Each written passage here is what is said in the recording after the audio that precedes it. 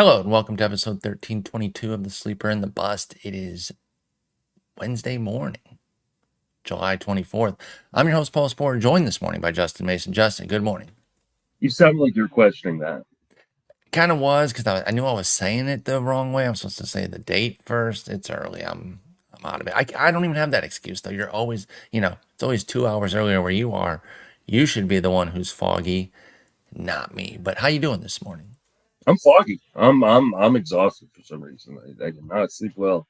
But it's time to talk the amazing Faab pickups of June, and there were some. There was at least one. Yeah. We were talking about how light it's been this year, just in general. A, spoiled last year, but B, you hit on a really good point about at least a portion of it, right? It has been a light pool, and we found a couple guys kind of each month as we've gone through this that have stuck, but it definitely hasn't been as robust as last year. And one of the things that you pointed out, at least for the NFBC universe, where prospects are such a big deal because if they're not drafted, then they can't be picked up before they're called up. So many guys got drafted because they made teams. A Yeah. big prospect, a big portion of the prospect capital that we thought would be something this year was simply drafted for good reason. Whether it was Skeens to wait on or Chorio making the team, Langford making the team. So you were kind of hitting on that a little bit as maybe a reason why we don't have as much Faab goodness this year.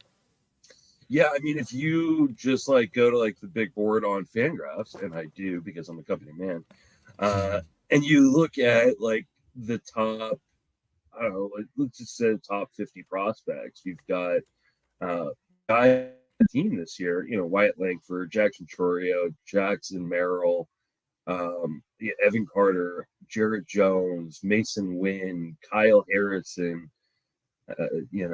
Curtis Mead was up early, didn't really do very much. Mason Miller made the team. Joey Tees made the team. Colt Keith made the team. That's a lot of. There's a lot of guys right there that typically would have been part of Fabapaloozas that made the team out of camp this year. So, and maybe this is indicative of what we're going to see in the future with the new rules for rookies and the draft pick compensation that teams get. So it's a little bit of a bummer because we're always looking for those guys we can kind of pick up in season, especially in 15-team leagues where Exactly the waiver wire is a little bit more sparse. But it has been a quieter year for Faab, and it doesn't seem like there's necessarily a crap ton of super big impact guys that haven't already been up. Yeah, not obvious at least. There may be some sneak guys that end up being game changers down the stretch. You hit another great point as we were kind of talking through this. There is one team that could create a dynamic if they make some moves or one big move, and that is, of course, the Orioles, freeing up some of their talent to go to another ball club or multiple ball clubs, depending on what kind of moves they make, and just, finally a full-time spot for Heston Kjerstad or, Connor Norby maybe finds some playing time. Kobe Mayo maybe gets moved somewhere. Hell, Jackson Holiday, if the deal's big enough and Jackson Holiday gets moved and then his new team says, okay, come on right up.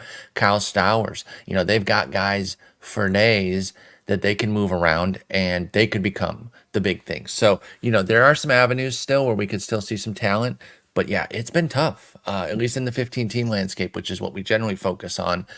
I will say, though, it trickles down because even 10s and 12s, I think, are sparser than they were in previous years for the exact reasons you mentioned with all those prospects. But let's go ahead and get into it.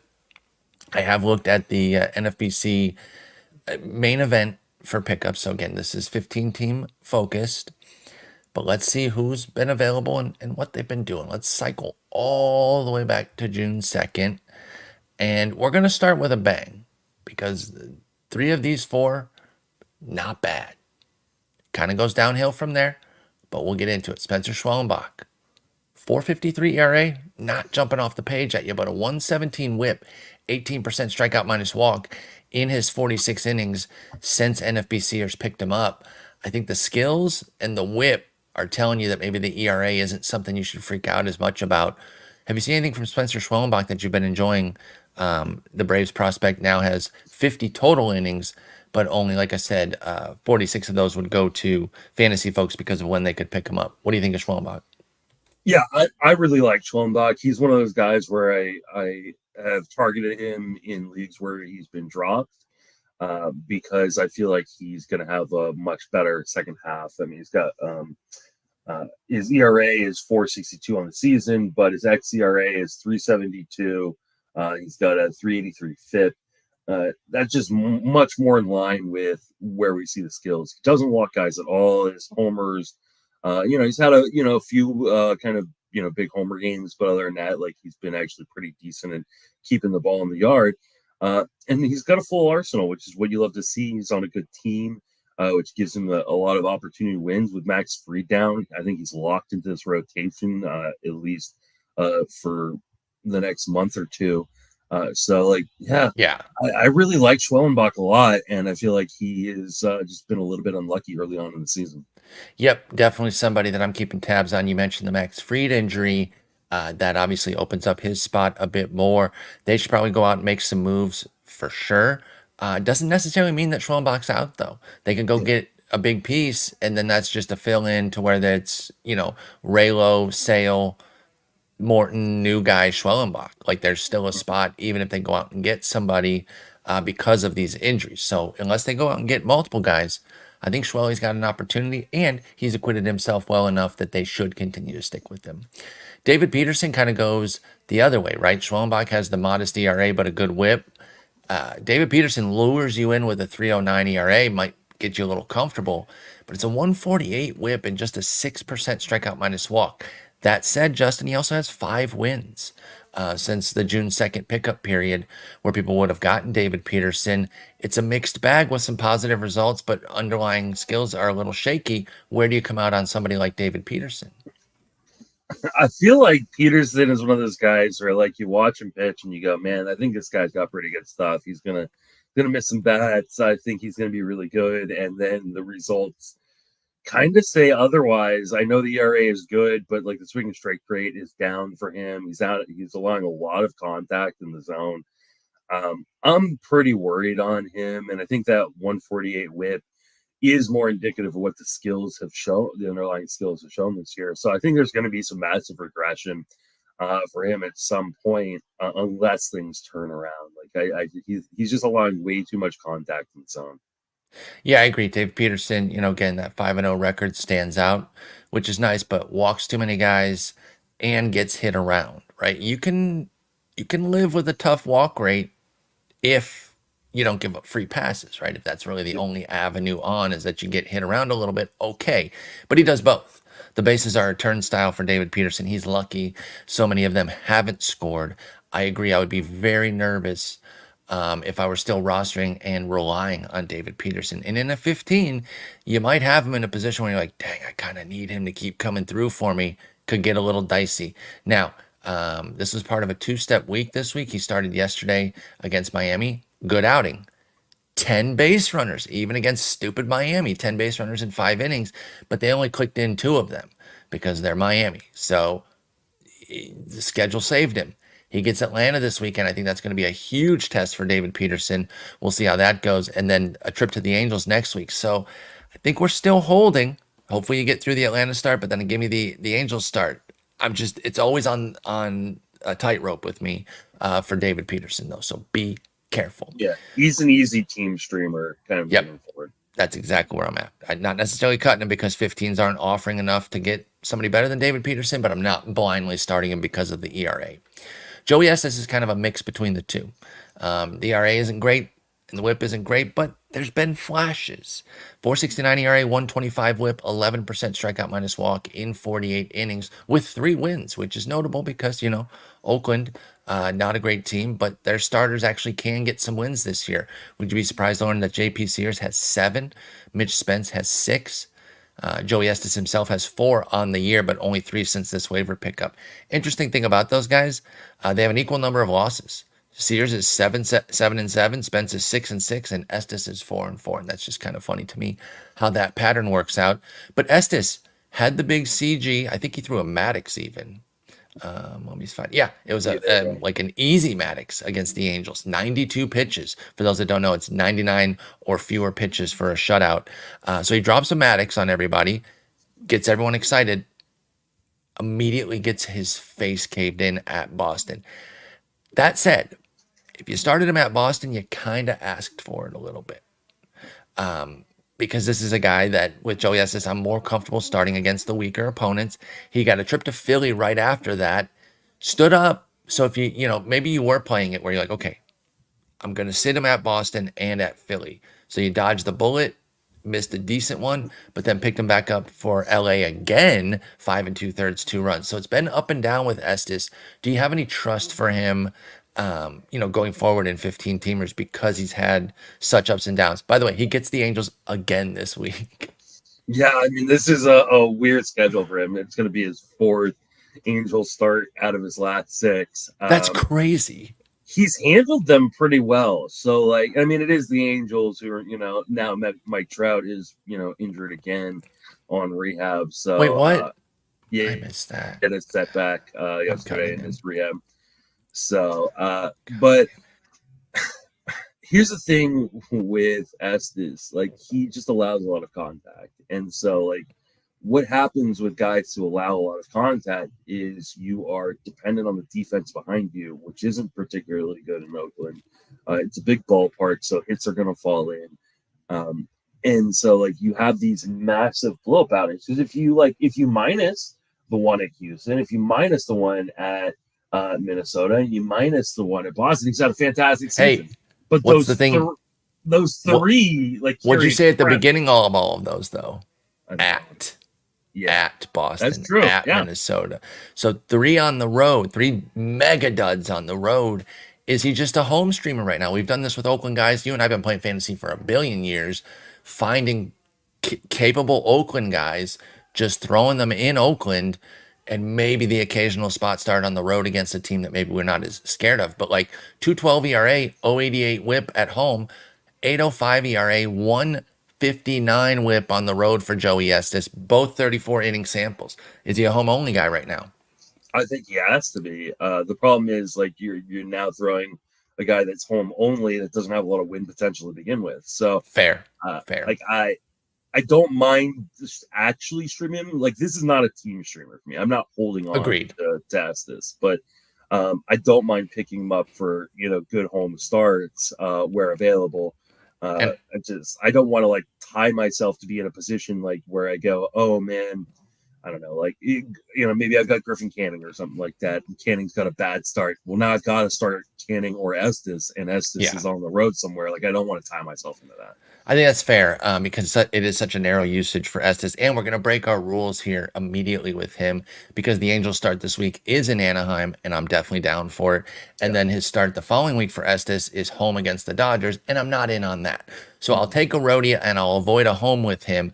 Bottom line is he is just a regular streamer you're picking up for the occasional start. Pete Crow-Armstrong, he can't hit right now, and I'm not sure he's ever going to be able to. I think he's like Harrison Bader minus, meaning like, amazing defensive center fielder with even a worse bat than Bader. So he has a 146 average since people would have picked him up in this period with 11 steals. He has 18 steals on the year. He's 18 for 18. That's nice. But Justin, the offense is too little to even get the steals, right? In a deep league for Pete Crow? What do you think? Yeah, I mean, cut to Harrison Bader, like, being like, hey, what the hell did I do, you guys? Like, I said minus. I said Bader, and I love Bader. I'm not hating on him, but that's, my guy Bader, amazing defender, and little pop, little speed, always interested in him. Pete Crow-Armstrong is a worse version of that. You want to know? You want to know the comp? The comp is like Kevin Jackie Bradley. Oh, I was gonna say Jackie Bradley Jr. Kevin Pillar works. Yep. Yeah. Kevin Kiermaier when things aren't going well for him offensively. We've seen this guy, right? This guy can keep his job because you play that good a center field defense. But what's the cutoff? Because the Cubs are trying to, claw back into this thing, a little unsuccessfully, I might add. I can tell you the cutoff is like not 50 WRC plus. Like, okay, because I was gonna say, like, what is it then? Because fucking 49 OPS plus. Yeah, should it not be that? I mean, I think the Cubs are going to sell. Like their general manager the other day said, like they're selling. Like this is this is not a, like, I know that they have been more competitive, at times this season, but they're 10 games back and pieces that they can move. Are you suggesting then, because they're going to sell, that why not just get PCA all the playing time possible? Because I can get behind that. Yeah, just see what you've got in him. He's a premium defender. Especially if Bellinger is healthy by the time the trade deadline comes around, they may look to move Bellinger. I think that he's gonna get a fair amount of playing time, and if you need speed, I guess you can go for it. I mean, how much different is this than like picking up like a Darian Blanco type off the waiver wire, especially if he's going to play every day. But like you said, like the skills are atrocious. He's below 70% zone contact. He swings outside of the zone like 45% of the time. He cannot hit. He can run, and he will accumulate if he's playing every day. But this is one of those guys that actually can hurt you a lot more than he can help you.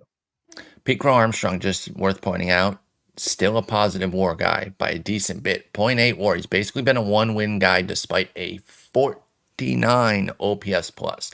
So that tells you how good the defense is.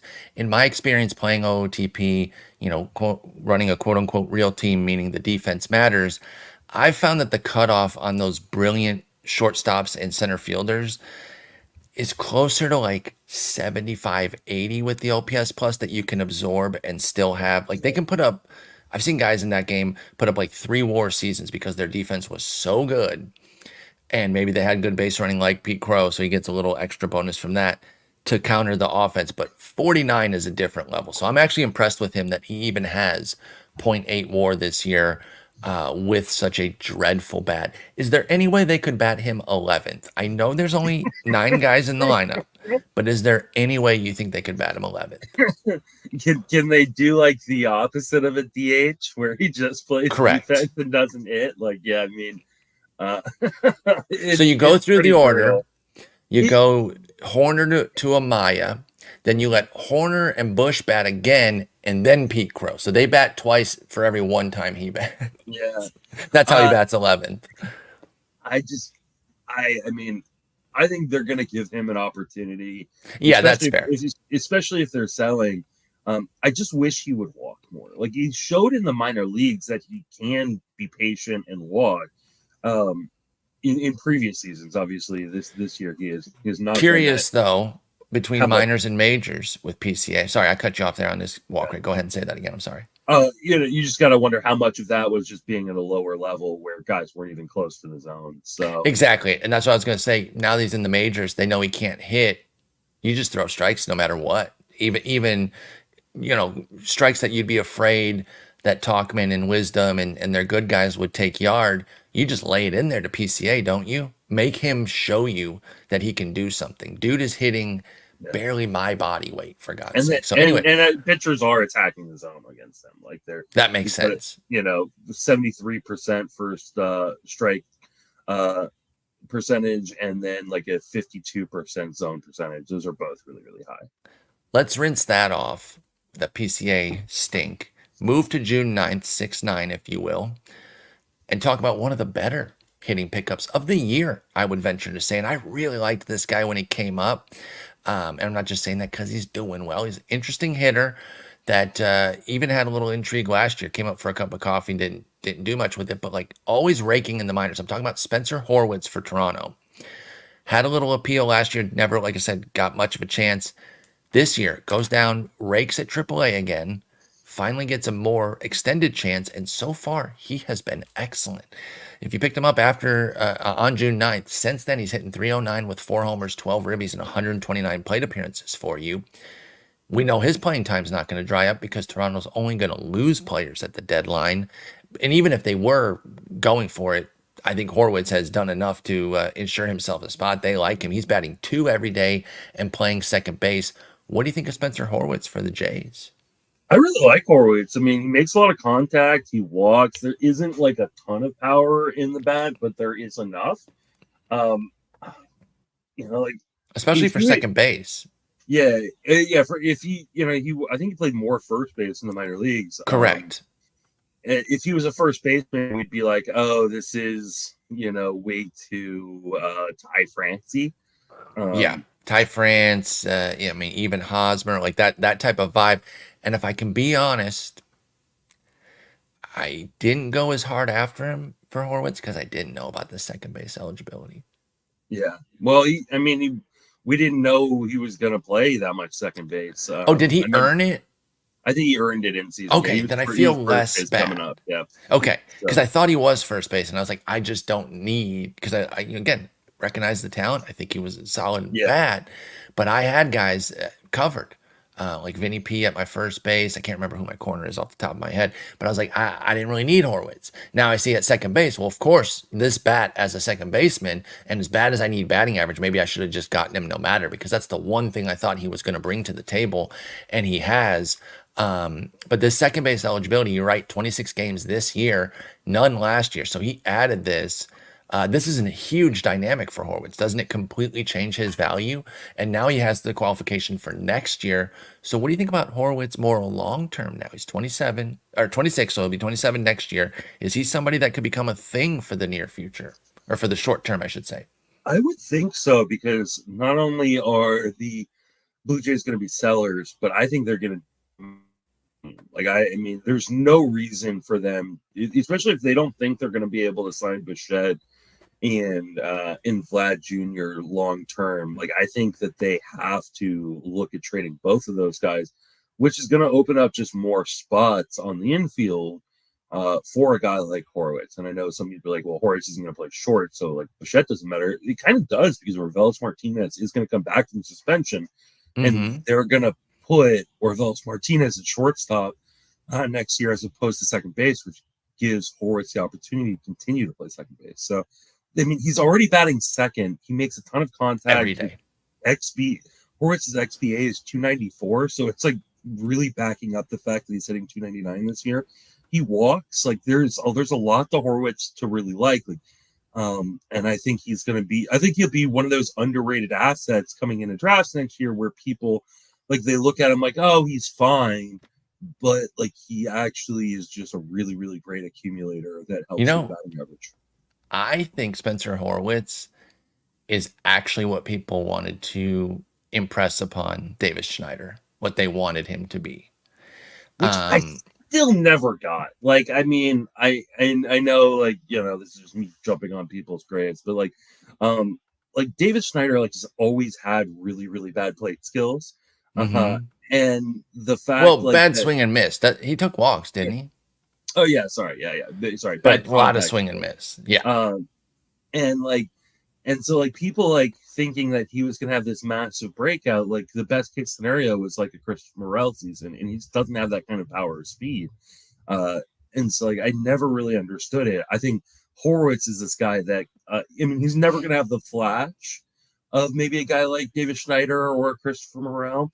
But what Horwitz does have is the ability to make consistent contact, and I think he could be like Ty France, which people are gonna be like, well, Ty France just got waived. Yeah, not that version of Ty France is what you're saying. But when Ty France had second base eligibility, was playing second base, his high contact approach, it gained a lot of value in fantasy, because you got batting average from a position that you weren't necessarily, that when you got batting average from second base, it was Popless, and I don't think it's Popless coming from Horwitz. This Ty France comp that you're running on Horwitz is a little eerily strong, in that Horwitz on a full season pace will be pacing for 18 hit by pitches. For those that are unaware, that is France's game, is to get absolutely cooked by the ball consistently. Led baseball 2 of the last 3 years with 27 in 2021 and 34 last year. 21 in the middle there. Couldn't have been much worse than 3rd or 4th, I would imagine. And 11 this year before things went south. So Horwitz going to have to get them numbers up. Those are rookie numbers. But 18 pace early on is at least in the Ty France spirit. So he's really taking your comp to heart here, Spencer Horwitz. But any final thoughts on him, because we like him? The only other place it breaks down for Horwitz in the Ty France comp is the walk, which is funny to me that like and handedness, right v left. But go ahead. Horwitz walks, double-digit rates all through the minor leagues, double-digit rate in the majors. He's striking out at like a 16% clip. The funny part for Ty France is like that, like you can get hit by that many pitches, but still not walk a lot. Right. I'm only going to walk when the ball hits me. When the ball blasts me. And, you have to wonder if and when that started to impact his France's effectiveness, because you're getting hit that often. Is it slowly like kind of beating you down as the season goes? I don't know. He had the 2 great seasons, 21 and 22. Then 23 comes and things just didn't go well. And then, of course, this year, the funny thing is, well, I don't want to say funny, but like the thing of it is, like, he wasn't the biggest problem in Seattle. It's just that they had so many problems. They had to find an area to kind of move off. And France was that guy because he's a first baseman with just a 94 OPS plus. Normally a 94 OPS plus for a guy with a track record on the right side of 30 doesn't get you DFA'd, but they had to do something.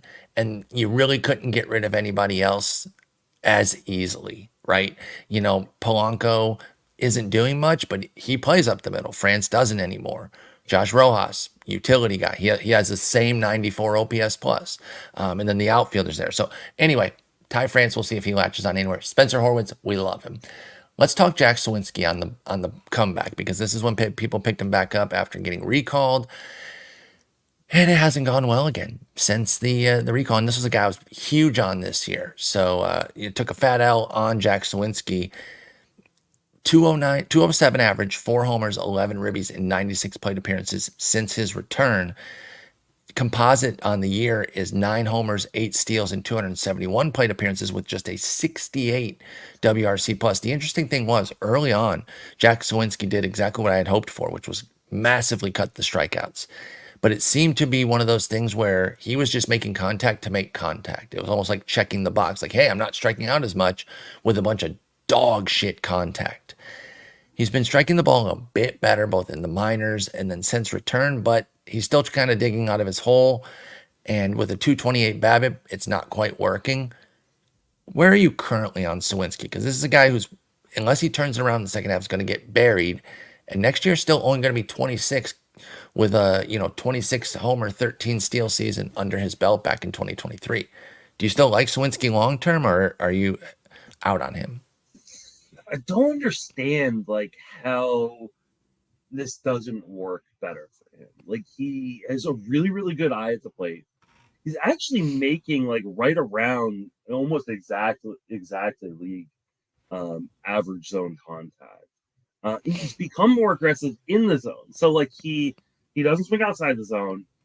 He's making good amount of contact in the zone, and he's being aggressive in the zone. So like, how isn't this working? I don't really get what else is frustrating too, from like a batting average standpoint, right? Because Suwinski, for as good as he was last year on the 26 and 13 homers and steals, he hit 224. So you're hoping for some more batting average. He also spiked his ground ball rate from 28 to 46, and it has netted no extra batting average, Justin. Yeah. This feels pretty unlucky, where we can actually look at a 228 BABIP and say Jack Suwinski is getting painfully unlucky right now, right? I know the hard hit rate is down, so he isn't striking the ball quite as well and things like that. I'm not saying he contributes 0 to it, but he's been getting some rotten luck, in my opinion. I think Suwinski should be better both the rest of this year, and I'm still bought in long-term on him despite this year's flop. Yeah, I think I am as well. Yeah, I'm pretty like annoyed by by this one, because I feel like he has made the right changes. Yes, and that, like, he in the past he's just been too patient of a hitter, right? Like we were calling him passive in the offseason, saying like dial up the aggressiveness, and Jack Suwinski could break out. I mean, last year was a breakout, but he could take another step, I guess would be the right way to say it. And he has his zone swing rate this year is 67%, which is up from 59%. So last year he was just taking way too many pitches inside of the zone. Mm-hmm. And one of the reasons why his walk rates have just been astronomically high, was because he will take strikes when he probably shouldn't. Now the walk rate is down this year, but it's still at 10%. And because he's being more aggressive in the zone and he's making more contact in the zone, I feel like this is going to turn around at some point. So I'm I think so. not ready to give And up on him. I'll tell you, this might already be for our boy Jack. In July, 870 OPS after sub 600s each of the first 3 months, including a 490 in June. Also, 3 homers and 3 steals in his 49 plate appearances. If Suwinski's coming alive, too, by the way, let's just talk a little broader. I know it's not fantasy relevant, but this would be massive for Pittsburgh, too, as they're trying to contend. They need to find some offense to go with the pitching that's pretty good. He needs to be one of a couple guys that starts to come through a bit more. Jack Suwinski does. So I'm still confident. I'd be picking up currently for this year, but also even if I'm a non-contending team this year and like a dynasty or keeper, I would be open to acquiring Jack Suwinski on the cheap because I still think there's upside to this guy. I'm not quitting my boy. Yeah. All right. What about Justyn-Henry Malloy for the Tigers? Only hitting 223, but 6 homers, 15 ribbies in 106 plate appearances. As somebody who obviously watches the Tigers virtually every day, I feel like he's starting to come around. Taking better at bats damn near every day, having some big hits, still strikes out a ton. Actually has a little bit of Suwinski to him where he gets in these deep counts. Now I don't know if the plate metrics stay the same thing, but anecdotally, I feel like he maybe takes a few too many strikes in the zone to get in those deep counts to keep those walks going, because walks were a huge part of Justyn-Henry Malloy's game coming up. 34% K, 11% walk, but I like the 7 homers on the season so far. And like I said, 6 of those since you would have picked him up on June 9th. Where are you at on Justyn-Henry Malloy? Is he making some advancements that you believe the 218 average could come up, or is he going to be an all or nothing power guy this year? He's very Jack Suwinski-ish. And he's also doing what Jack Suwinski is doing, which is becoming a little bit more aggressive inside of the zone while not giving up that passiveness on the outside of the zone. And it's working right now. Like you said, since the beginning of July, he's hitting 277, 370, 574 with 4 home runs and a stolen base. He's got like 85% zone contact, which is right there at league average. If he can keep even close, he doesn't even need to be at league average. If he can be close to league average zone contact, I think this is a player that could be really, really valuable. Now, his defense is still really, really bad. Right. That could cost him playing time in the long run. But again, we argued, I don't want to say discussed, we argued about the Tigers. Who's well regarded. Yeah. People loved it. Yeah. Because we don't hate each other. We can argue. You can even get pretty heated with it. And it's never not love. That's what I love about it, is that we can go totally at each other, and it's just because we love talking baseball and getting after each other. But the Tigers, I think, are going to be selling here. And so they have no reason to not just give Justyn-Henry Malloy as much playing time as possible. And if he can keep his skills up, he's going to continue to earn it too. So I was not in on Malloy when he came up. When people dropped him really quickly, I've kind of gone and snatched him up a little bit just because the contact skills are improving. Now, these can change, right? We say it every year. Everything ebbs and flows. We got to keep monitoring it. But as long as these contact skills are staying consistently good, I'm in on a guy like Justyn-Henry Malloy. Me too, and definitely excited that my Tigers might have landed on something here with Justyn-Henry Malloy. And I will say, I do love when the stats back up the anecdotal, because I had not checked his June stats, but like I said, July, but I watch all the time. He's been doing well, and I felt like he's been taking better and better swings. Had a huge grand slam over the weekend. Good to see that the metrics are there too, not just my old eyes lying to me because of a few big hits from Justyn-Henry Malloy. A couple pitchers from the June 9th segment. Cade Povich for Baltimore. 5.53 ERA, 154 whip, 6% strikeout minus walk. He's already out. Are you thinking that out of the rotation? I mean, this year, and I don't think he's going to get back in, barring a collapse, because all we've been talking about is how Baltimore has to get 1 minimum, maybe 2 pitchers. So I'm more curious of where you're at on Povich long term, because we're talking about all the things that could be traded. They're more inclined to trade bats But maybe there's a world where Povich is part of a deal, and then for them to get somebody who that can help them more this year, and then he goes and pitches for somebody. Did you see anything from Povich's 7 starts that kept you intrigued for the long term? Yeah, like Povich is one of these guys, like he shows flashes. Like you see the stuff and you go, okay, I can see why he was dominating in the minor leagues. It could be really interesting, but the command and control are so spotty and kind of are hard for him to maintain pitch to pitch, much less like inning to inning, that I think that this has a lot of reliever profile kind of set on him. And I do think that the Orioles are going to get better here with additions, to their starting rotation. So I think that there's a really, really good chance that and if you look, like his first start in AAA after getting sent down first outing, because it wasn't a start, it was 1 inning. I wonder if I think they're already transitioning him like, hey, you might be back this year, but it's not going to be as a starter. Correct. And that doesn't mean he would be done starting permanently, but like bullpen piece for Cade Povich down the stretch for them wouldn't be fantasy relevant necessarily unless he just like took over and went like Mason Miller on it or some shit. But I still like him long term. I totally agree with you that you could see the glimpses of Cade Povich's greatness within these starts, because he has a few duds that are really, really cooking the ERA.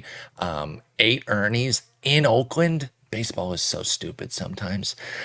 6 earnings in Toronto. You can understand that was in his MLB debut. Toronto, not a great team, but still a competent team.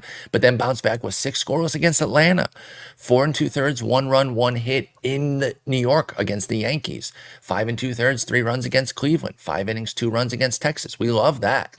But then the Oakland start. But then bounced back with another Yankee start. 5 1/3, 3 runs. So there's been some goodness here, even though the flaws are evident. Interesting thing about those Yankees starts where he has 10 innings and only 4 runs earned, 10 walks. So he pitched scared against them, and it worked. But I don't think he would be so fortunate if he continues to walk 5 per clip against them. But we'll keep tabs on Cade Povich in the long term, likely back as a reliever this year, and maybe next year back starting. What about Tobias Myers for the Milwaukee Brewers? He has been sneaky strong this year, and that kind of describes Milwaukee as a whole, right? Outside of their handful of stars that we know, I mean, and we've talked about this a few different times, you and I, that their pitching is Peralta and guys you don't know. By the way, it does allow me to bring up that we found the ultimate clip of pitcher or politician. It's floating around. You guys might have seen it on like TikTok or something.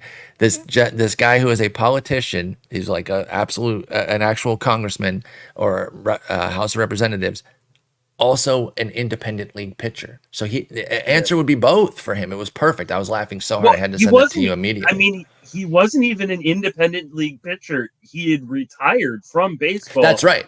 And then his brought buddy, back. His buddy who manages an independent league team, like their pitcher got the flu or something. Like yes, he hadn't pitched in 2 years, and he went out there and threw 100 pitches, like absolutely 6 innings, crazy. Like, and he's like 44 or something like that, like insane. Like, so yeah, that was a really cool video. I'd seen that about a week ago, and I thought that was awesome. And meanwhile, Milwaukee has done this all year. And I'm barely joking, dude. Like, who the fuck is Tobias Myers? With all due respect. But he's been awesome. He really, really has. If you picked him up on June 9th and have just been running him since, you've gotten a 2.32 ERA, 109 whip, 16% strikeout minus walk. That's a nice rate in 43 innings with 4 wins. Is Tobias Myers somebody that you're believing in? They're a team that can go out and make some moves, but I don't know that they're going to kick Myers to the curb, even if they pick up some starters. What do you think of Myers?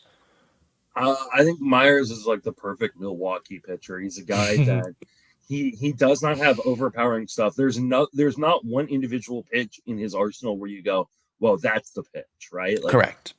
But he's got 4 pitches he can pretty much throw at any time. He doesn't allow a lot of hard contact.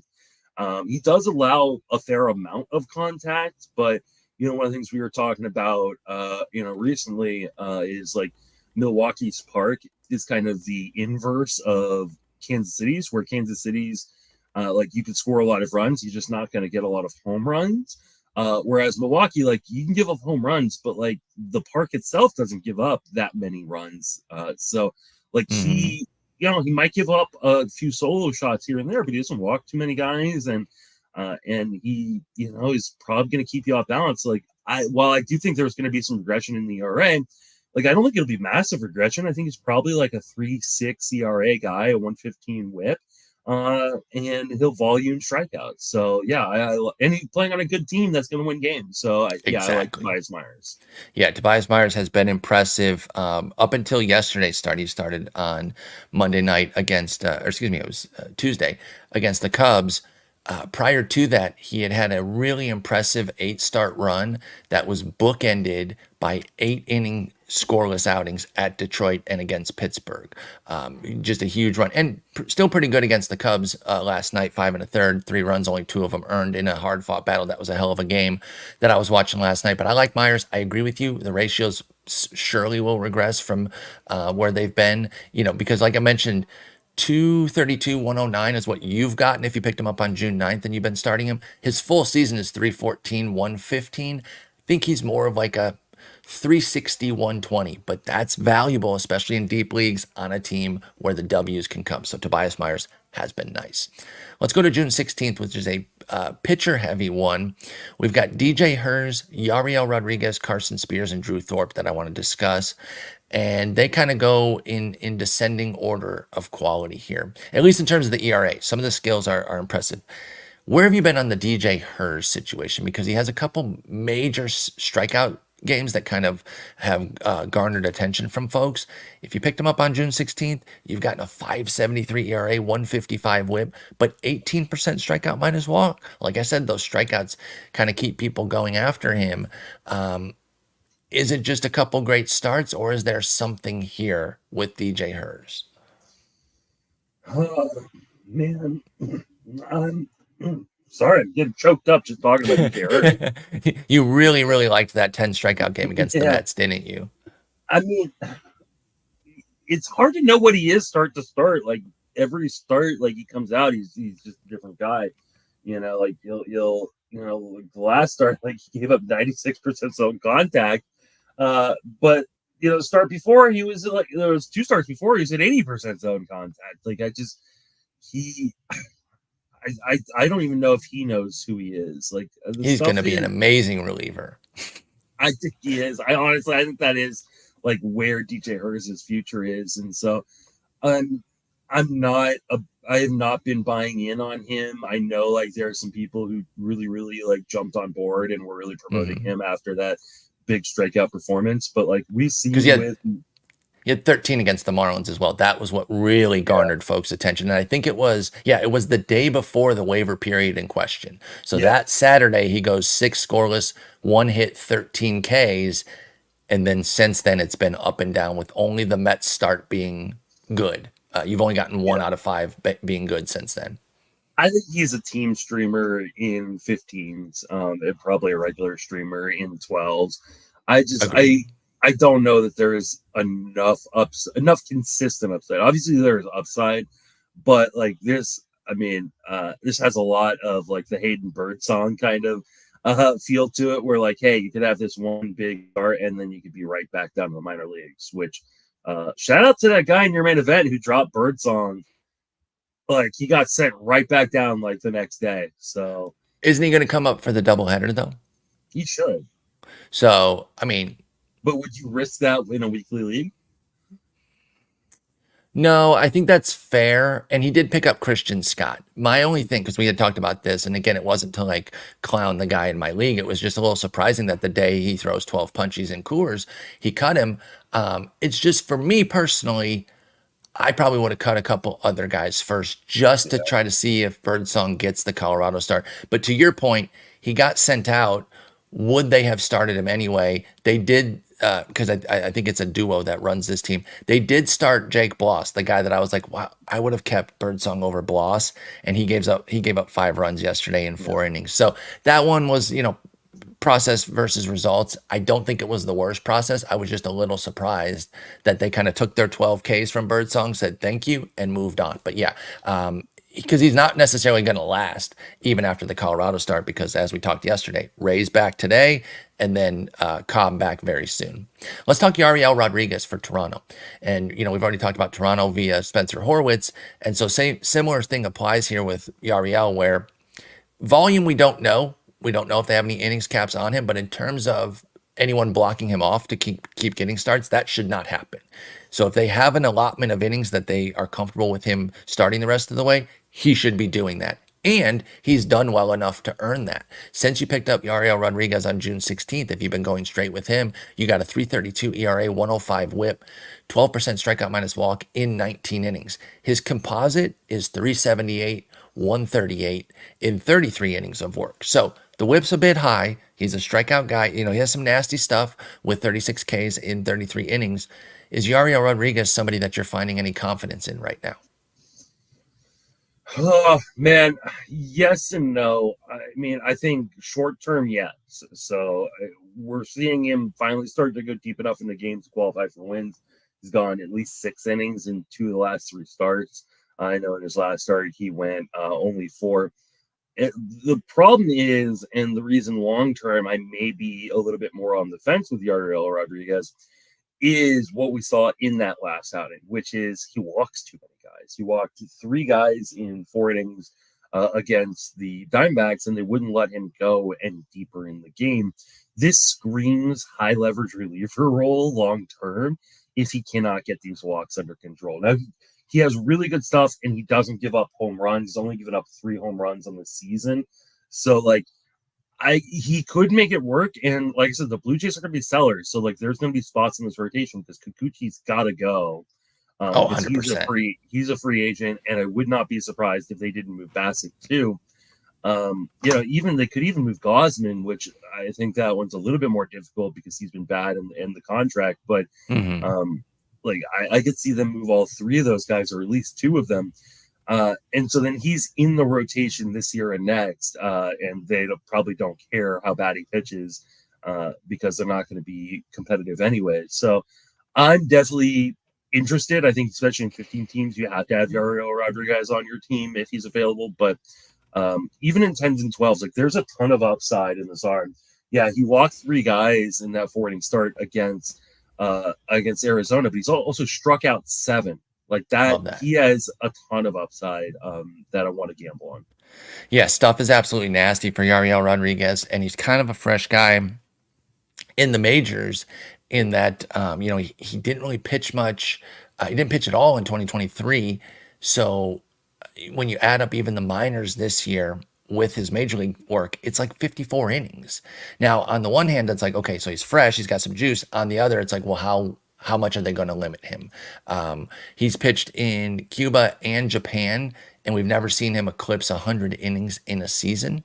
So we'll see. But he's also 27. How much are they really going to baby Rodriguez? I think they should get him another 50-something innings this year and really kind of start to set up and see if they've got something, because I like him. The arm talent is huge, and I think at the very least, they've got themselves a really strong reliever. What about Carson Spiers out in Cincinnati? He's a guy that, I got to be honest, did not know about coming into the year, but here he is now with the Reds and making, a bit of an impact. If you picked him up on the 16th, you got a 4.88 ERA, 130 whip, but an 18% strikeout minus walk, which is strong, in 28 innings. Are we seeing anything out of Carson Spiers that keeps us intrigued? And bigger question is, does he have a spot now that Lodolo and Montas and all their guys are back? I mean, I think it really depends on what the Reds are going to do at the deadline. Are the Reds buyers or sellers? True. Because I think if they're going to be a seller, they should sell off Frankie Montas to someone and kind of cash that chip in, which would give Carson Spiers an opportunity. I don't think there's anything. Montas wasn't out. I just want to correct myself. Montas wasn't out. Lodolo was. And I think Nick Martinez jumped in. Yeah. And that's why Spiers no longer has a spot. Go ahead. I'm sorry about that. So, there's nothing special about Carson Spiers. He doesn't have overwhelmingly good stuff. It's Spiers. I just learned. Sorry to interrupt you again. My fault on that one. But Spiers doesn't walk guys, doesn't give up home runs. It's hard to do in Cincinnati. So, yeah.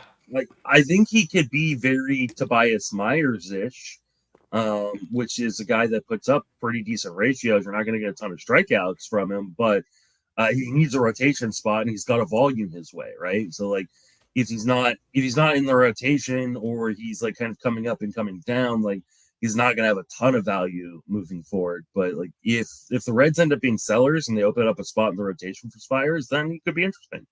Yeah, I think I agree with that. By the way, I didn't have the heart to interrupt you a third time on your Spiers bit, but it's also worth pointing out that he's on the IL.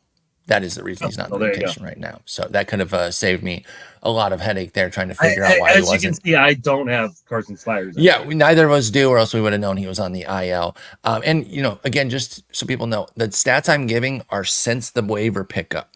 His composite stats are quite a bit more appealing.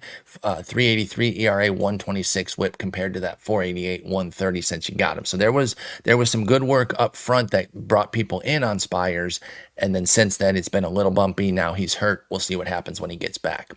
The last of these pitchers from this period is Drew Thorpe. Now he's on the wretched White Sox, of course, but as we've been saying with some of the other guys like Rodriguez and them, this creates opportunity, and he's been pitching very well. Since you picked up Thorpe, you've gotten a 148 ERA, 076 WHIP. Now, it's only a 9% strikeout minus walk, but you cannot be upset with those brilliant ratios.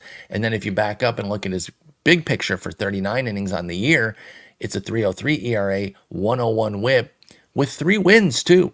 And I'm not even trying to be, flippant about that. 3 wins in 7 starts on the White Sox. That's pretty darn good.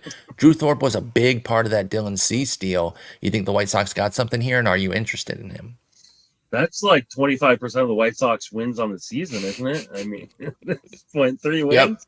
Yep. I really have been impressed by Thorpe. Like you wish he was one of these guys that was going to get traded because he could end up on another team.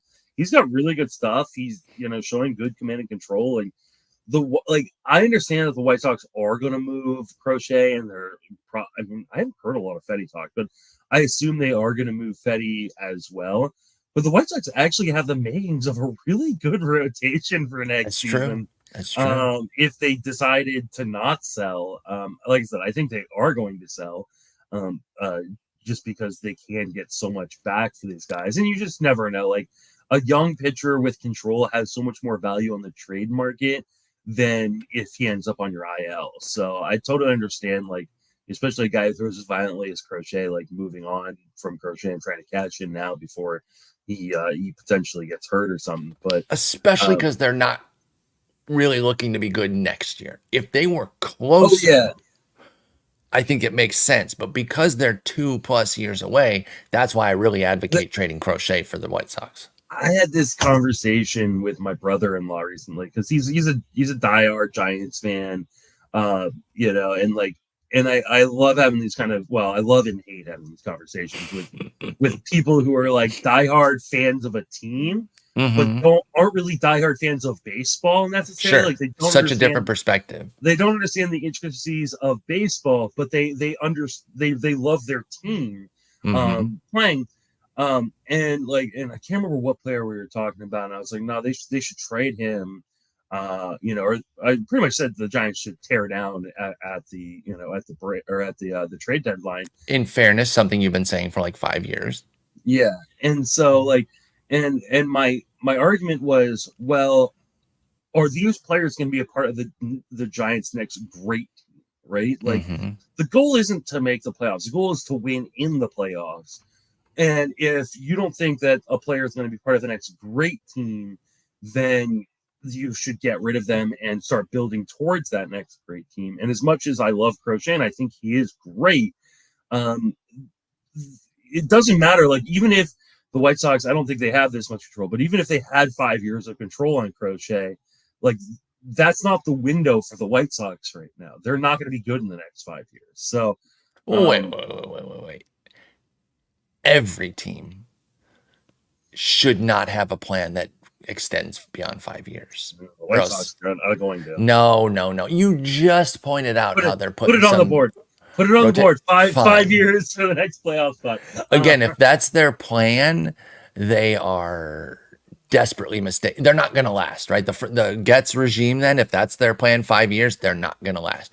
You can't really be looking out more than than 3-4 years, even if you are a I'm garbage being team. hyperbolic, but Okay. Anyway, yeah. don't mean to derail on that, but to your point, you might have been talking. You want to yell at me again? No, I enjoyed that. You were like, oh, like I got my little taste of yelling. Another GM thing that we can argue about. Yes. Let's don't go. worry, the trade deadline's next week. Exactly. We'll have yeah, plenty to discuss.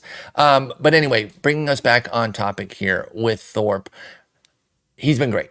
I think we just keep starting him. I don't think he should face any like major inning restrictions either, right? Like once they do trade guys, because at the very least, again, I will reiterate, it's malpractice if they don't trade Fetty. If they don't trade Crochet, I don't think it's the end of the world. It is truly malpractice if they do not trade Eric Fetty. So yeah, there shouldn't be any limitations on Thorpe. He threw 139 innings at AAA, or excuse me, at High A and Double A last year. In fact, by the way, he was in Double A this year. He skipped AAA. He's doing this having skipped AAA. And it's also worth noting, I mentioned New York was who he pitched for. So he came over to San Diego in the Soto deal and then over to Chicago in the Cease deal. So he got dealt twice this offseason and he hasn't been unaffected by it. I really like Drew Thorpe. You guys can play this tape back to me when he's kicking the Tigers' ass in a couple years. And I'm like, who the hell? Why is Drew Thorpe a freaking ace? I hate this guy so much. But right now, I like him because he doesn't really present a huge threat on a terrible team like that. A couple hitters from the June 16th window. Both all or nothing guys. One actually delivering some of the all, the other not so much. Tyler Soderstrom gets love because he's catcher eligible. So even though everyone knows his flaws, even his biggest fans, he gets some pickups when things are cooking. Now, he's currently on the IL, but he was picked up in this June 16th window by a bunch of teams. Only hit 177 with 2 homers. I guess my question is, as he loses catcher eligibility, which he should after this year, because he's currently on the IL, and I don't think he's going to come back and catch a bunch. He has 4 innings behind the dish this year.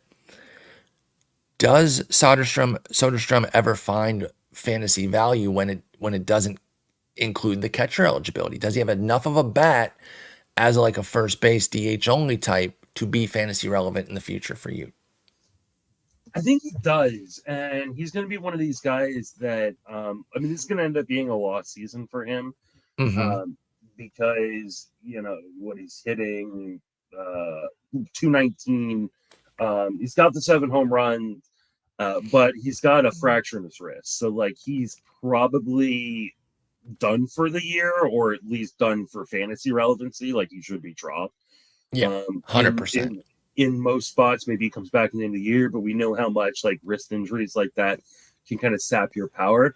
The underlying skills have improved though, right? Like he's making close to league average zone contact while keeping that power. And like he he's fairly aggressive in the zone. Like I'm actually pretty intrigued. Now he's always going to be a guy that strikes out at, a huge clip. 25 to 30% clip, probably somewhere like right in the middle of that 27, 28%. But I think he's going to be overlooked. I think a lot of people are going to disregard him in drafts next year because he's a guy that he's no longer catcher eligible, and that kind of pushes people off. But like he's going to play every day at first base in Oakland. And there is like 70 grade power in this bat. Like there's legitimate real man power. And he made improvements in the contact this year. So like I think he, as a guy like you can get as a really, really cheap, like either bench bat or a CI like next season in 15-team leagues, like I'm gonna be in on Soderstrom. Yeah, and I can also see Soderstrom being a nice draft champions pick too. Yeah. Because the price is down and you just take a shot on somebody who should be playing every day, assuming things go well. And I agree with you, no longer on the landscape for this year with that wrist. Even if and when he comes back, I'm not that interested. But for the future, Soderstrom can mash, and I think you make a compelling case to keep tabs on him for next year. Michael Toglia definitely got some love with his big 3-homer game. This is a guy, and I talked about him and Soderstrom's teammate, Lawrence Butler, as 2 guys that my buddy Greg was always keyed in on because their underlying skills were so strong, and they were simply getting so unlucky, like barrel rates through the roof. Now, neither of them make enough consistent contact, so it wasn't complete bad luck, but when they were making the contact, the hits just weren't falling at all. until recently we finally started to see a couple things from both these guys. But you go look up, you're going to see huge strikeout rates with their mashing power. Toglia, since you picked him up, 209 average, but 11 homers, 18 ribbies, and 3 steals since the June 16th period. On the season, he has 16 homers, 4 steals, but a 199 average. So we know the flaws here. Not even Colorado is helping his batting average. Can we get more from Toglia to where we can actually take this nice power without getting absolutely ravaged with the batting average? So I know that I talked about him with Jason when he was coming up for Faab on June 9th. And I'm pretty sure you and I talked about it too. And I think one of the things we said was like, hey, like the underlying skills are showing some improvement. Well, since then, the underlying skills have completely cratered. He's gone back to being a guy who just swings and misses way too much, doesn't make enough in-zone contact. I know a lot of people are going to point to the low BABIP as the reason why, like, he should be better than this, and he should be better than this from a batting average standpoint, but not that much. Like, I think exactly. I think this is who Michael Toglia is. And again, like, I can't remember who we were talking about earlier on when Suwinski? I think it was Justyn-Henry Malloy when we were saying you want to track these skills growths because if they crater back out, like, then he's useless. Like, this is the downside on a guy like Justyn-Henry Malloy, is that, like, all of a sudden, like, over the month of July so far, Toglia, he's hitting 219, and it's completely backed up with this 78% zone contact. Like, that's well below league average. Like, that is not a major league hitter type of contact inside the zone. So I just think he's one of these guys you want to ride the hot streaks with when he's at home, when he's got good matchups, but, like, you don't want to, like, tie yourself down with a guy like Michael Toglia, because I think he is just going to be too inconsistent. Yep. It's just too much swing and miss. Like, I do like the power metrics, but he's definitely a guy, Michael Toglia, that you look at the BABIP and you want to say, oh, he's been unlucky, that has to go up. And then you look at the skills, and you say, he's earned a lot of that. Yeah. Like, sure, 198 BABIP is hilariously low, so he probably deserves a bit better, but not much. He's probably more like a 230, 240 BABIP type of guy, which is still pretty rough. So until he makes a change. In Colorado. Yes, exactly. Exactly. I said until he makes a change. Unless he makes a change there, he is going to be one of those guys that kind of teases and tantalizes, but is really only a home streamer for those weeks when they go to Colorado. All right, the June 23rd period was kind of interesting, at least with some of these names here. Ben Rice, Tyler Black, Heston Kjerstad, Joey Loperfido, and then Landon Knack. Now, Ben Rice, talk about Soderstrom with his catcher eligibility. Ben Rice also has catcher eligibility as a non-catching catcher, and he's had some intriguing power, and he might actually start catching a bit more, if only because Jose Trevino is hurt. Now, I don't know if they're going to still let Rice catch it all. They did bring Carlos Narvaez onto the team. Doesn't really matter because he's got catcher eligibility this year, and that's all we care about. Since you picked up Ben Rice, you got a 175 average, but 6 homers and 18 ribbies. That's pretty darn good. On the season, he has 6 homers, so you've gotten all of his homers, 196 average and 19 ribbies. So you've got most of what he's done if you picked Ben Rice up on the June 23rd period. What do we think here? Because the catcher eligibility says that I can even take the sub 200 average for the power, but only to a certain degree, right? Eventually that will start to hurt. Is there enough that Ben Rice can improve this batting average, or is he another all or nothing guy in the Soderstrom, Toglia sort of realm? No, Ben Rice is a dude. Ben Rice is a dude that is getting unlucky. 86% zone contact is even better at 87% in the month of July. Hits the ball really, really hard. Doesn't swing outside of the zone. I'd love to see him become a little bit more aggressive in the zone, but like, it's not like he's still got a 96% zone swing percentage, which is nice. So, like, I think that this is extremely BABIP fueled. I think he is getting really, really unlucky on balls in play. A 206 BABIP, it's like 181 or something like that in the month of July. Like, I think you're going to turn around and at the end of the season and go, holy crap, Ben Rice maybe won me a league. I think Ben Rice is a dude, and I think, especially as a catcher-eligible player. Now, next year, we're going to have a different conversation because he won't be catcher-eligible more than likely in probably all formats, if not at least just the majority of formats. But for this season, if someone drops Ben Rice, go pick him up. Yeah, if they freak out about this batting average, go get Ben Rice. I totally agree with that, and I totally agree that he's a dude. I'm really psyched about him. Sometimes the team tells you that dudism is at least expected from a guy. And we talked about Spencer Horwitz earlier and how he has owned the number 2 slot in the lineup. Ben Rice is leading off for the Yankees. And listen, I understand they've got a bit of a 2-man lineup. Outside of Soto and Judge, things aren't really going too well for the club. But Rice is that third guy right now. He can be that third dude for them with the skills that he's showing. He could actually help, get that lineup a little bit deeper here. I really, really like Ben Rice. Totally with you. I don't think he'll have catcher eligibility because even with the Trevino injury, it's not like he's playing a ton. In fact, he has 1 catcher inning, but maybe we get lucky and he gets a few games in there if they just don't want to have this Narvaez guy. But I think they like Ben Rice's bat too much to put him behind the dish. And frankly, that's okay because I do think even next year he can be a dude even as a first base DH type vibe. So I like Ben Rice a lot. Tyler Black, Abe Simpson'd his way into the majors. The gif of him walking in and then out of the bar. He was gone before you could blink. So we don't really have to talk about him. We'll talk about him again if he gets called up again at some point and playing time actually opens up. Just briefly, sure. This is opportunity means something. We're coming into fantasy football season, and you'll hear people talk about it a lot in fantasy football. Is yeah, you want to bet on skills, but really what you want to bet on is opportunity. And I think this is a really good instance in which you should have taken that approach with Tyler Black. There's just not an opportunity until someone gets hurt. Now that they're not going to sell because they're, leading a division, because they're awesome. Yeah. Because they're really, really good. Tyler Black, he just has no opportunity until someone gets hurt.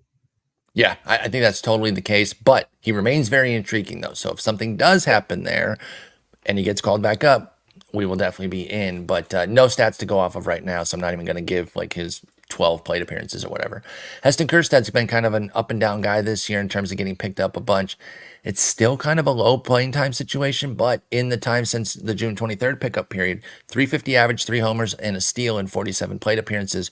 We already hinted at this earlier in the show that Baltimore, they could be the team that really sets the second half waiver ablaze if they trade a couple guys, including potentially Kjerstad. He just recently got off the IL, but even before that, the playing time was sporadic. I imagine that that's your biggest concern, even in deeper leagues, is that Kjerstad just doesn't play enough. Yeah, but I think he will. I think he's going to be traded. I think he is the centerpiece of any sort of a pitcher deal. Yeah. Yeah. They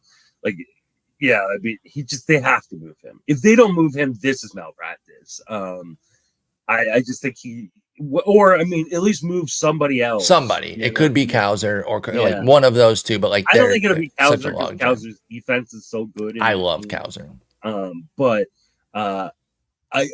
They've got to trade him. So I think this is a really good time to go pick up Heston Kjerstad and kind of stash him because I think he is going to be in White Sox stripes, and I think he's going to be playing every day there.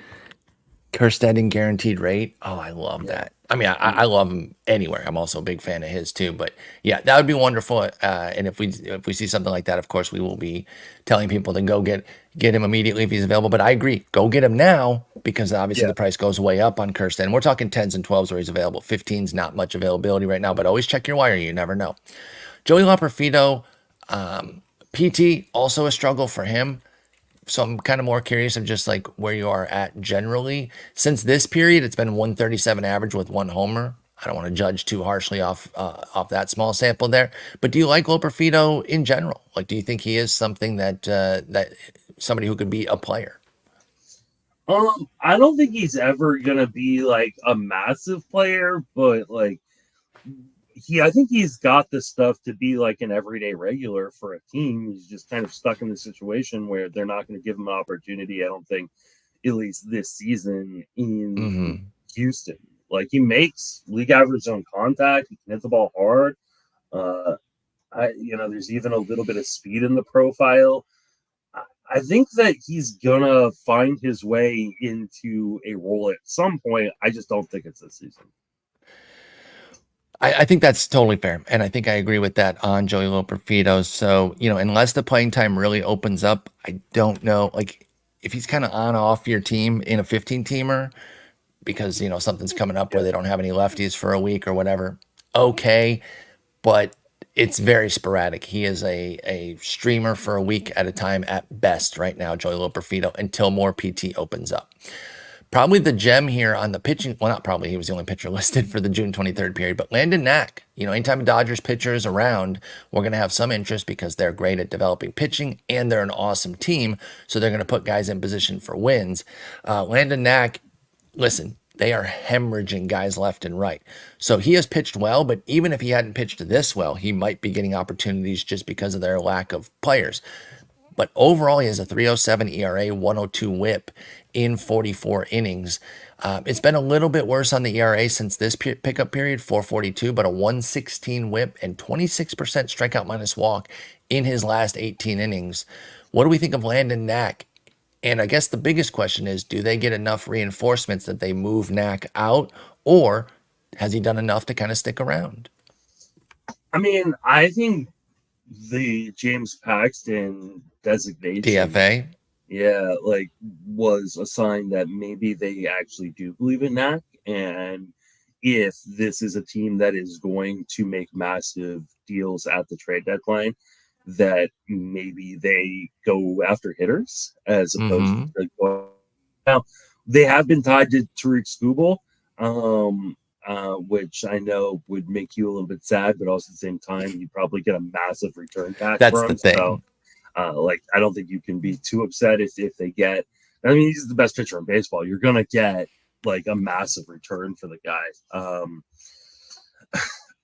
So I don't know. I mean, I think there's a really, really good chance that the Dodgers say, "Hey, listen, we've got bigger needs. Let's go get Luis Robert as our big move at the deadline." And if they get Robert, they have to get Fetty though. It's just the Dodgers. I mean, I just don't see. I think so too, but like, I mean, I could also just see them saying, "Hey, we're getting Kershaw and Glass now back. True. We hope to get Yamamoto back at some point. Like, we don't have unlimited spots here in That's the fair. rotation. So like, but they could also say, "Hey, all these guys have injury history, and we don't know how long they're going to be healthy for, and we'll figure it out." Like, exactly. And you could put Robleski and River Ryan in the pen if you need to, and then as the guys get injured again, if they do, you can bring them out of the bullpen. So I think they still need some pitching, and if they are going to phone up the White Sox, I just think send a pitcher with Robert, and we'll get you some nice prospects back there. Yeah, but Knack's been awesome, and so that cannot be denied. And I think he's done enough to stick around right now. So if you got him, just keep riding it. Like you said, both Kershaw and Glasnow are returning this week. Glasnow today, Kershaw tomorrow. But that still leaves room for Knack until they bring in some guys. And even then, I don't know that he's necessarily the first guy out. Our last period, of course, is the June 30th period. Jhonkensy Noel with Cleveland, Noelvi Marte, Luis Matos, Davis Daniel, David Festa, and Hayden Wesneski. Jhonkensy Noel is, I mean, he basically looks like Franmil Reyes, and that's fitting because he's got a Franmil Reyes type profile, that sort of all or nothing power profile, but that can be good. 5 homers in 48 plate appearances with a 256 average. That's nothing to sneeze at. Since you picked him up, it's 267 with 3 homers, 5 ribbies as a part-timer. Is he playing enough to still be viable in 15 teamers? And can Noel be more than that? Or is he just a 15-team stream right now? I think until we see him get regular playing time, he's a 15-team stream. I mean, I love the power potential. Like, he does have legit, like, 80 great power. Like, the problem is, like, he doesn't make consistent contact. He's striking out at a 37.5% clip right now, which is actually crazy because he's actually making 87% on contact, which is above league average. The problem is he's swinging outside the zone 50% of the time. Yeah, Chase Master. So, like, at some point, and we're already seeing this start to happen, is pitchers are just going to stop throwing out of the zone to him because, like, there's definitely some issues in this approach and in his ability to recognize the strike zone. So, I think he's a 15-team streamer for right now at best. I think so too, with John Kinsey Noel. But this week would have been a decent opportunity because there were four lefties on the slate. Now, three of them were Scooble, Christopher Sanchez, and Ranger Suarez. But if you're looking for opportunities with a guy like Noel just trying to catch a few homers, this would have been a good week to start him. And you've already got one in the tank off a righty even. He went yard off of Alex Faedo yesterday. But yes, it's a lot of swing and miss. It's a pure power chase, and it's actually a pretty deep league situation because he's really only starting against lefties for the most part, Junkenzie Noel. Noelvi Marte, supposed to be a savior for folks coming off the PED suspension. I understand why they went big after him. This is not throwing stones and saying like, you idiots. Of course you take a shot here, and he could still end up being something down the stretch. But 3 weeks in, 21 games, it's 2 homers, 2 steals. It's not great. It's a 179 average. Is Noelvi Marte just off to a slow start, or is he going to be a non-factor this year for folks that thought he'd be something coming off the PED suspension in Cincy? I think it's too early to tell. I mean, he's making less home contact, but it's not like below that 80% threshold. I just think, he's the guy who missed a lot of time because of the suspension. You kind of got to give him time to reacclimate himself. I think the biggest issue is, are the Reds going to try to compete right now, or are they going to sell? If they sell, then he should get full reign, at third base rest of the way, right?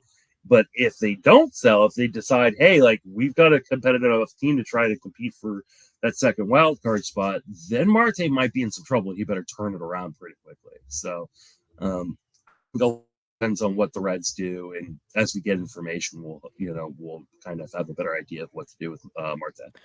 Yeah, I think that's fair. Just sit tight right now in 15s, especially. I just think he's too talented. And as we've talked about both within this show and the greater show this year, is the waiver pool hasn't delivered enough to really just be like getting rid of every talented guy. So a premium prospect like Noelvi Marte, I'm going to give more than, what did I say, 80 plate appearances to, whatever it was. Yeah. I just got to see a bit more than 83 plate appearances from him, especially if I bought big off the waiver wire, which people are paying triple digits. So at least get up to 150, 200 plate appearances before you do anything. Luis Matos, we have talked about him. Him and Ramos we've talked about together. Matos has been sputtering since this June 30th period when people picked him up with just an 0.91 average and 22 plate appearances. You've said your piece on him. He's a short side platoon guy. Should he be rostered anywhere right now? No. NL only, maybe. NL only, yeah. Just because anyone breathing is NL or AL only viable. But other than that, it's a no, right? I was talking to someone the other day and an NL tout, and there's legitimately not a single person available who could play first base for me. Like they lost their first baseman, and like there's nobody. Pain. There's like literally nobody on the wire who's even in the majors. Like pain. Yeah. So yeah, Matos again. We've talked about both Matos and Ramos. I'm much higher on Ramos. Justin's not terribly high on either, but Matos right now.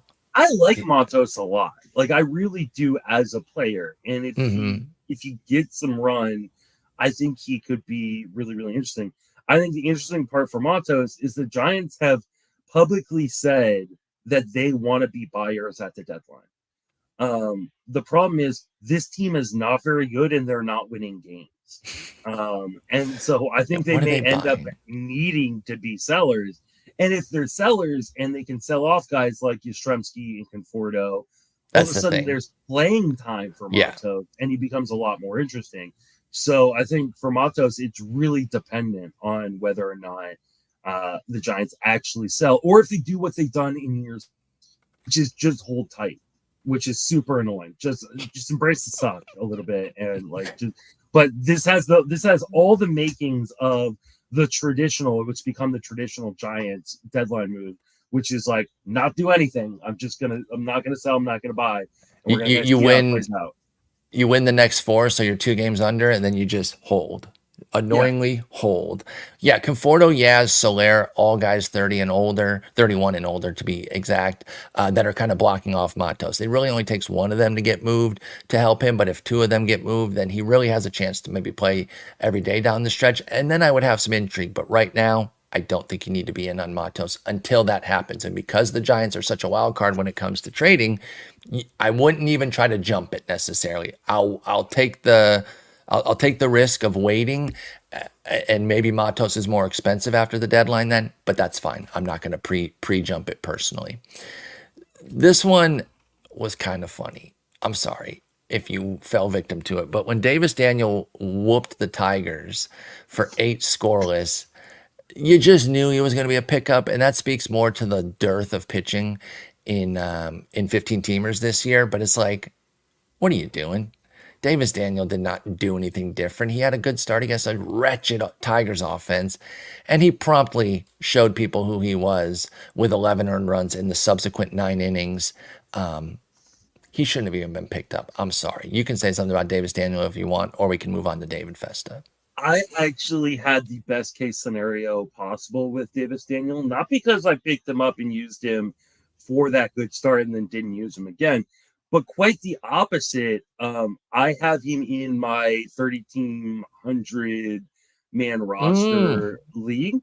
I know where this is going. I've got the Angels, and I'm a rebuilding team, and I missed that he was coming up and didn't activate him in time to get him into my lineup for that Tiger start. But I did get him in my lineup for the next 2 starts, which were atrocious, and helped me get innings. Which is what you want.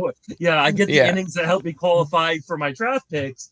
But I get absolutely obliterated, which hurts me in the standings. So Justin's tanking if it wasn't obvious. Yeah. This is my draft Rocky starter strategy when I'm rebuilding, because you got to get volume enough to qualify for the pitching categories, or else they take draft picks from you, right? They lower your draft picks. So this is a rotation of Davis Daniel, Kyle Freeland, Ryan Feltner, Tyler Anderson, who's actually been amazing. Been too good.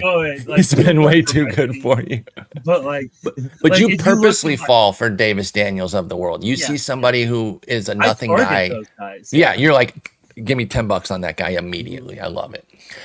So hopefully you didn't make too much of a mistake on that if you aren't in Justin's situation. David Festa is kind of a perfect time to bring him up. He got smoked for 7 earned against Detroit after people picked him up. And I understand why you pick him up for a start against the Tigers, because look what Davis Daniel did. David Festa's back up today. So the timing is interesting. I can ask you, are you interested at all? We didn't see a good start against Detroit, but of course we're not going to just discard him completely off of that. He's a very intriguing prospect who has some really interesting stuff.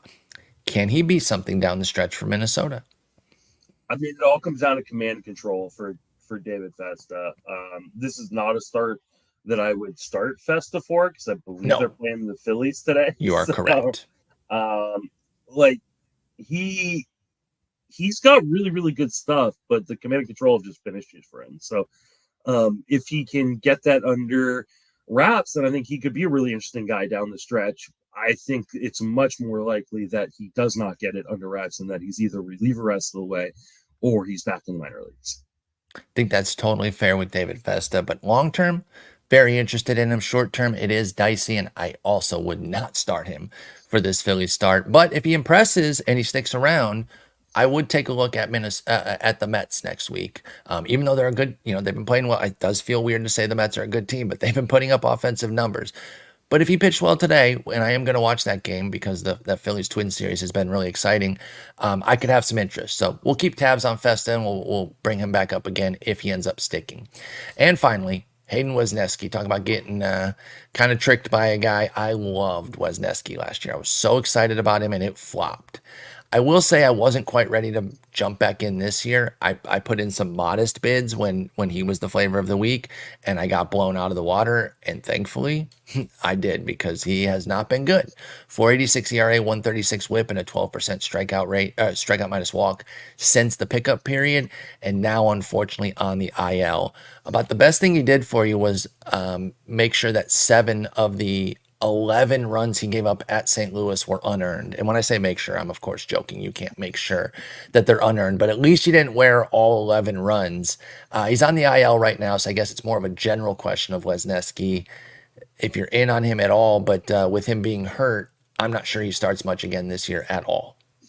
I would like to point out, though, that he did have a 275 WHIP in that Philadelphia game, so you wore some of it. Yeah, you still wore plenty. That is absolutely fair. And then with it being a forearm strain too, like this could actually be really bad injury news for Wisniewski. So long term, I'm going to answer your question with a question of my own, even though I know the answer for both of us. Okay. But were you a Nick Pivetta fan growing up? Because that's who Aiden Wisniewski is he's Nick Pivetta. And are we going to go through a bunch of shit for 3 more years before he finally becomes something then? Is that what you're saying? Before he goes to Boston and learns how to pitch? Yeah. Yeah. I could see that. Because I really do like the talent. I still actually long-term do believe in Wisniewski. I'm not saying that as like avoid him. I'm saying like I will continue to fall for this because I fell for Nick Pivetta. And then when I finally give up, he'll become good. So we just ask Justin before you get Wisniewski if he's still in. And once he isn't, then we all rush to the waiver wire to get him. So, June did offer some fruit. The Spencers, Schwellenbach, and Horwitz, pretty strong. Some pretty good things out of David Peterson, even though we do not trust that ERA at all. Justyn-Henry Malloy is on the come up. Tobias Myers has been flat out good.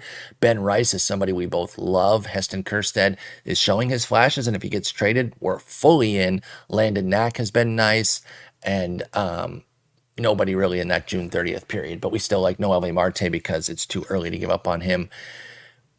I'm curious to see what the deadline does.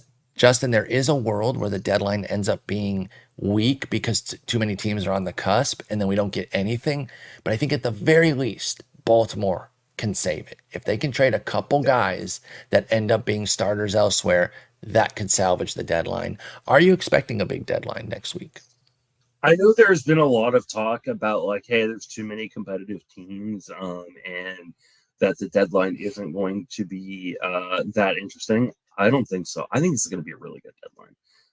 I think you're going to see, obviously, the White Sox and teams like that, like the really bad teams, like sell off pieces. But I think they're going to sell off some really good pieces with control. And then I think there are going to be teams like the Cubs, like the Giants, that were teams that we thought were kind of on the cusp of being competitive, that just decide to sell and try to take advantage of the market. So like, I actually think this is going to be a really fun deadline and we're going to see a fair amount of action. And if Mark Canha's on the market, shit's going to be popping off. Absolutely. Did you see the person who tagged you on Twitter or tagged both of us on Twitter? Son of a bitch. I did not. Let me see. Was it last night when he had another hit? No. I think it was before the games last night, but he mentioned that the Tigers got Reese Olson. Yeah. Like, but I responded to that though, and that goes back to my point. And I said, fair point, but that's why I'm okay with Detroit trading like Chafin, because RPs get these sneaky returns, corner outfielders do not. So I think it was a fair point to bring up, right? Because the Daniel Norris trade was a nothing afterthought at the deadline, and we get this guy Reese Olson, who now, prior to the injury at least, had been having an amazing season. So it does happen, and it is a check mark in the column of what you were talking about. But that's with the relievers. So I didn't dispute you on trading like a Chafin or somebody like that. I just don't think a corner outfielder, and we're not going to bring up the whole thing again, but I just don't think a corner outfielder will bring that type of return. That's my concern. You wait. I hope. And this is the beauty of this one. I get to argue with you and have a lot of fun. Yeah, and then if I'm wrong, it works my favorite team gets a windfall. So this is a perfect situation for me. So I definitely enjoy that. Justin, we'll be back on Friday, barring the internet exploding like it did last week. And we'll talk some two-step guys. But until then, have a good one. I'll talk to you later. Take it easy.